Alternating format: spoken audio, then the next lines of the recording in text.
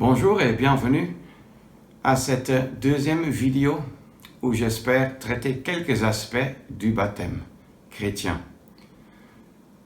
Ce n'est pas mon exercice de pouvoir approfondir, voire même aller jusqu'au fond de ce sujet, mais juste traiter quelques points puisque des questions m'ont été posées à ces sujets.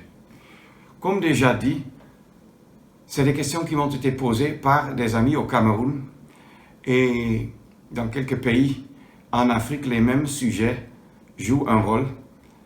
J'espère qu'il y aura un profit pour chacun qui écoute et regarde cette vidéo, mais j'ai quand même en vue le cadre des réalités en Afrique centrale.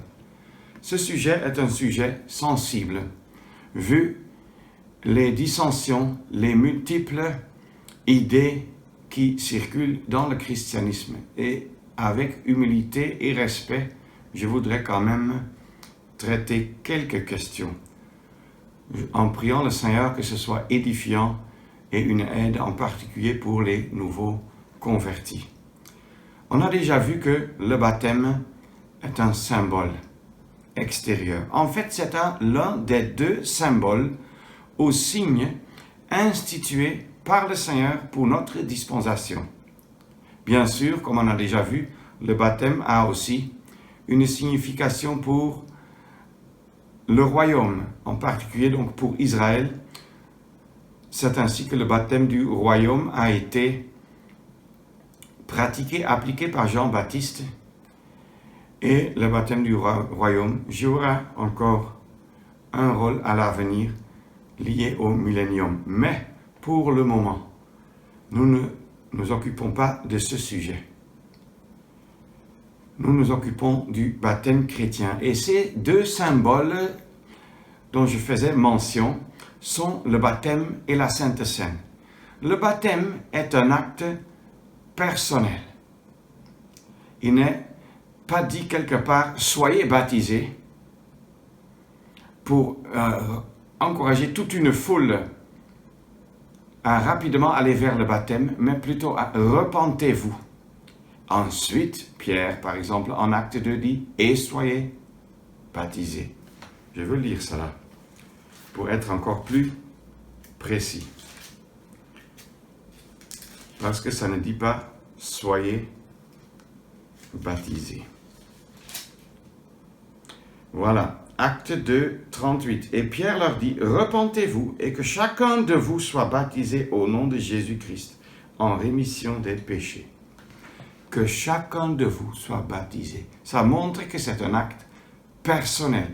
Même si le Seigneur, par son apôtre Pierre, s'adresse ici à toute une foule à Jérusalem, c'est-à-dire une foule de ceux qui avaient déjà été touchés.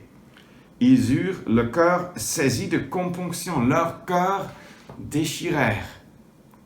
Ils étaient tellement touchés et abattus. Et c'est à de tels que Pierre adresse son encouragement de la repentance et de l'acte individuel du baptême. Le baptême chrétien est une responsabilité de celui qui est baptisé et qui prend donc l'initiative de celui qui le baptise, et cela devant le Seigneur. Donc on peut dire 3 personnes sont impliquées. Celui qui est baptisé, celui qui le baptise et le Seigneur, devant lequel le baptême se fait. La Sainte Seine est aussi un symbole que le Seigneur nous a laissé, qu'il a institué, ou bien appelé la fraction du pain. Ça, c'est autre chose. C'est un privilège collectif et dans le cadre de l'Assemblée de Dieu. En plus, le baptême se fait une fois pour toute la vie. La Sainte Seine se célèbre chaque dimanche, toutes les fois. Le premier jour de la semaine étant le jour par excellence où nous pouvons, ce jour de sa résurrection, nous rappeler de ses souffrances expiatoires et de sa mort, et comment là-dedans il a glorifié son Dieu et Père, mais en même temps accompli l'œuvre pour notre salut. Je répète, le baptême est un acte personnel, la Sainte Seine de principe, un acte collectif de l'Assemblée, pas même de plusieurs croyants à domicile lorsqu'ils se rendent de visite pour une tasse de thé et pensent ensuite, ayant parlé des souffrances du Seigneur Jésus, que nous pouvons aussi rompre le pain. Ce n'est pas le cadre. On peut faire un agapé, c'est-à-dire un repas fraternel, on peut faire une étude biblique, on peut se mettre à genoux, on peut louer le Seigneur, même dans les cantiques. Mais la Sainte Seine se lie à la table du Seigneur, c'est deux côtés de la même chose, et c'est une responsabilité collective ainsi qu'un privilège collectif dans le cadre de l'Assemblée. Maintenant, pour les deux, je voulais quand même souligner quelques points. Les deux, c'est-à-dire le baptême et la Sainte Seine, ne rendent pas saints, ne purifient pas, ne lavent nullement de nos péchés, ne nous donnent pas la vie éternelle, ne nous permettent pas d'entrer dans une relation vécue avec Dieu, avec le Père et avec le Fils. Donc, ne permettent pas d'entrer dans cette communion dont 1 Jean nous parle. Le baptême et la participation à la Sainte Seine ne nous réconcilient nullement avec Dieu. Et je dois donc être très clair, malgré les doctrines qui sont divulguées autour de nous. Les deux ne sont donc, selon la parole, nullement des sacrements. Puisque sacrement, il y a le mot sacré là-dedans, ça, ce qui veut dire saint. Un sacrement, c'est quelque chose qui te rend saint. Or, la parole de Dieu ne parle même nulle part de sacrement. C'est une invention dans l'Église dite catholique, qui a été aussi, en partie au moins, continuée dans le protestantisme et dans le mouvement charismatique, évangélique, pentecôtiste. Donc, il n'y a pas de sacrement. La seule chose qui nous rend saints, c'est l'œuvre de Christ sur la croix. Nous avons été sanctifiés dans le Christ Jésus, dit 1 Corinthiens 1. C'est un premier point capital. Je sais que si tu es dans l'une ou l'autre dénomination, tu as probablement entendu autre chose, mais tu vas fouiller en vain. Tu ne verras pas que le baptême ou la Sainte Seine te rendent saint. Il est bien vrai que le baptême te place à côté, te sépare extérieurement du monde, mais ne te rend pas saint pour l'éternité. C'est dans ce sens qu'une fois, nous lisons dans l'Épître de Pierre que le baptême sauve. Oui, c'est-à-dire ça nous met à part, ça nous place à part, séparés de ce monde. Et c'est ainsi une protection dans la mesure où nous vivons là-dedans, c'est-à-dire selon le baptême. Mais l'acte en tant que tel ne nous sauve nullement pour l'éternité et ne nous rend pas saints devant Dieu. Nous nous rappelons que Naaman devait être plongé 7 fois dans le fleuve du Jourdain pour que subitement la lèpre parte. Et on peut se demander combien de fois doit-on être baptisé pour que nos péchés disparaissent devant Dieu. Tu peux te faire baptiser 1 million de fois. Tous tes péchés seront encore là. Le baptême n'est pas lié au salut éternel, au pardon des péchés, etc.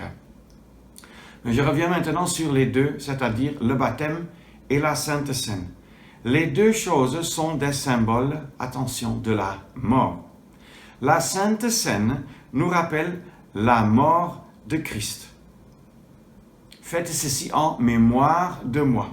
Ceci est mon corps donné pour vous. Cette coupe est la nouvelle alliance dans mon sang qui est versée pour vous. La Sainte Seine nous rappelle la mort de Christ pour rendre à Dieu ce que l'homme lui avait volé, c'est-à-dire sa gloire, son honneur, ici extérieurement, publiquement, sur la terre, dans la création. L'œuvre de Christ sur la croix a été faite pour réparer la gloire de Dieu. Et elle Et cette sainte scène nous rappelle également l'œuvre expiatoire que Christ a accomplie en même temps, quand il a restauré publiquement, quand il a rendu à Dieu ce que nous avions volé, selon le psaume 69. Alors, il a en même temps aussi accompli l'œuvre expiatoire, quand pour nous, il est entré dans la mort, quand pour nous, il a porté le jugement du Dieu très juste et saint. Maintenant, encore quelques points. Le baptême, quand on voit que la Sainte Seine nous rappelle la mort de Christ pour rendre à Dieu sa gloire et pour nous sauver, alors le baptême est un acte public par lequel je souligne que je suis mort avec Christ. Du moins, c'est le cas pour le croyant qui se laisse baptiser. Ce qui est le cas normal prévu en Romains 6. Romains 6, verset 1er. Que dirons-nous donc? Demeurerions-nous dans le péché afin que la grâce abonde? Qu'ainsi n'advienne. La question veut dire, comme la grâce de Dieu est abondante, faut-il rester dans le péché, continuer même à pécher, pour que Dieu puisse encore montrer de plus abondantes grâces? Jamais. Ce raisonnement même est un raisonnement d'incrédule, de quelqu'un qui ne comprend même pas l'œuvre de Christ, ni n'a jamais compris son propre sort éternel. La parole continue. Nous qui sommes morts au péché, comment vivrons-nous encore dans le péché? Ignorez-vous que nous tous qui avons été baptisés pour le Christ Jésus, nous avons été baptisés pour sa mort. Nous avons donc été ensevelis avec lui par le baptême pour la mort, afin que comme Christ a été ressuscité d'entre les morts par la gloire du Père, ainsi nous aussi, nous marchons en nouveauté de vie. Alors, ce que nous trouvons ici, Christ est mort et a été enterré et a été ressuscité. Nous aussi, on est morts avec lui. L'apôtre Paul même le dit en Galates 2. Une portion que je ne veux pas lire, mais je vous réfère vers cela. Et nous avons été ensevelis ensuite avec Christ par le baptême pour la mort. Ce qui veut tout simplement dire que quand je me suis fait baptiser, j'ai montré extérieurement que je suis mort. Dans la mort de Christ, mon ego a trouvé sa fin et je ne vis plus pour moi-même. Je suis mort et enterré. Dans quel but? Pour que désormais, l'apôtre Paul le dit en Galates 2, Christ vive en moi.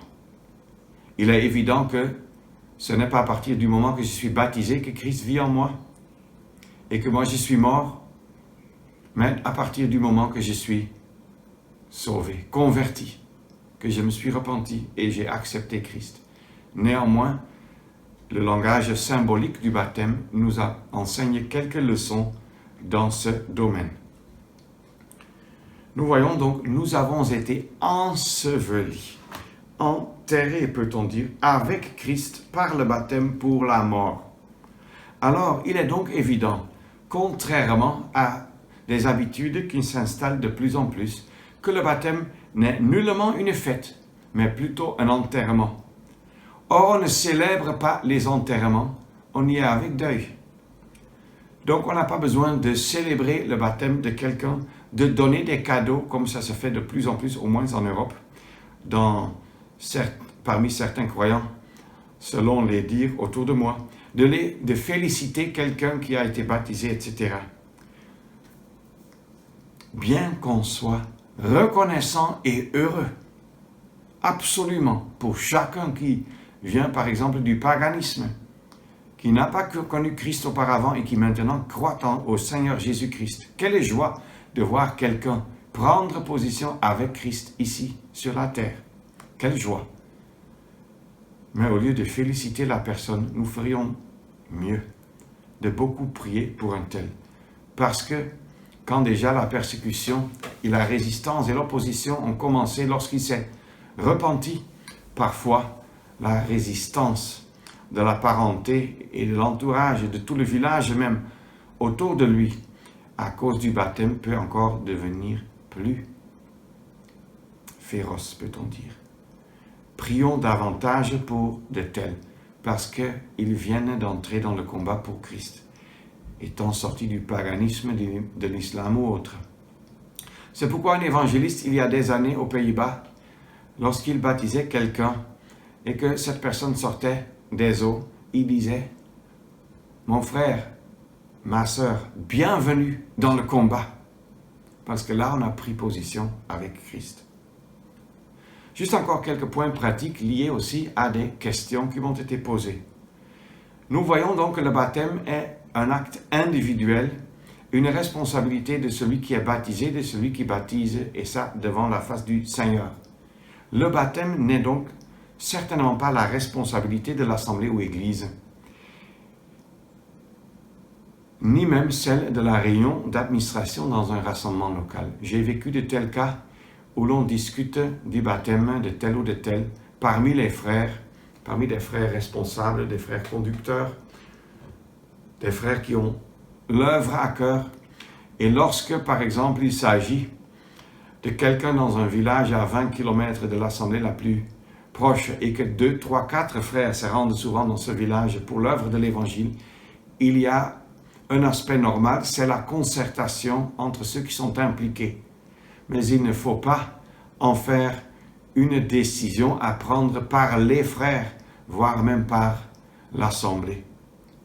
Et c'est des raisons qui parfois ont retardé le baptême de l'un ou de l'autre, même pour 1, 2 ou 3 ans, juste parce qu'un frère s'y est opposé, alors que ceux qui connaissaient la personne avaient la pleine liberté. C'est des pratiques qui ne se trouvent pas dans la parole. Un autre point, non seulement que le baptême n'est pas la responsabilité de l'Église, même pas de l'Église ou de l'Assemblée locale, mais le baptême ne fait de personne un membre de l'Église. Le baptême ne fait pas en sorte que tu deviennes un membre du corps de Christ. Chez plusieurs dénominations, cette habitude est répandue que dès que tu es baptisé, tu es déjà membre baptisé. Maintenant, quand tu progresses encore un peu, tu deviens membre à plein titre, mais ça n'existe pas dans la parole. L'Église, l'Assemblée de Dieu, n'a qu'une sorte de membres. C'est ceux qui sont membres avec la plénitude des responsabilités et la plénitude des bénédictions et privilèges. Et c'est Dieu qui les connaît tous. Nous n'avons pas besoin de faire un registre de cela. Il y en a ceux qui, lorsqu'ils découvrent des faussetés, des erreurs doctrinales et même sur le plan moral, ils veulent quitter quelque part. Ils ont peur parce qu'ils risquent de perdre leur carte de baptême. S'ils avaient cru au Seigneur Jésus, sortant du paganisme, et ils ont été baptisés par un pasteur quelque part, alors qu'il y ait la carte de baptême, oui ou non. Et la carte de baptême s'achète par le paiement annuel d'un certain taux. S'ils ont cette carte, oui ou non, ça ne joue aucun rôle. Le Seigneur sait que tu as pris position avec lui, que tu t'es soumis à son autorité et il sait apprécier cela et te soutenir. Et donc je répète, le baptême n'est nullement la responsabilité de l'Église, ni même de l'Assemblée locale, ni même des frères locaux. Le baptême ne fait entrer personne dans l'Église et dans le corps de Christ.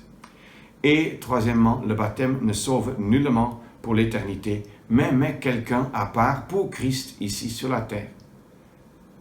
Si même tu as été baptisé comme enfant, à bas âge, tu ne t'en rappelles même pas, je dirais, prends soin que maintenant que tu connais Christ, tu vives réellement pour lui, choisis pour lui, montre la couleur de ton drapeau. Et si tu sors du paganisme et autres, fais-toi baptiser. C'est ce que le Seigneur a montré. Il aurait pu choisir autre chose, mais il n'a pas voulu s'en passer de cette étape parce qu'il sait que cela nous aide et nous protège. Je l'ai remarqué moi-même. Quand enfin j'ai pris courage il y a des années à me faire baptiser, ça m'a beaucoup aidé. Parce que j'ai ressenti que le Seigneur me donnait sa force pour me garder, me protéger. J'ai encore eu les hauts et les bas. Je les ai toujours, parce que je ne suis pas fort à moi-même. Mais je peux compter sur celui qui est mort pour moi et a été ressuscité. Et compter sur sa grâce pour que je ne vive plus pour moi-même, mais pour celui qui pour moi, pour toi, est mort et a été ressuscité. Comportons-nous donc comme de tels qui, selon la parole, ont été ensevelis avec lui par le baptême pour la mort, afin de vivre désormais en nouveauté de vie. Merci. Et à la troisième vidéo où nous continuons encore quelques aspects de ce sujet.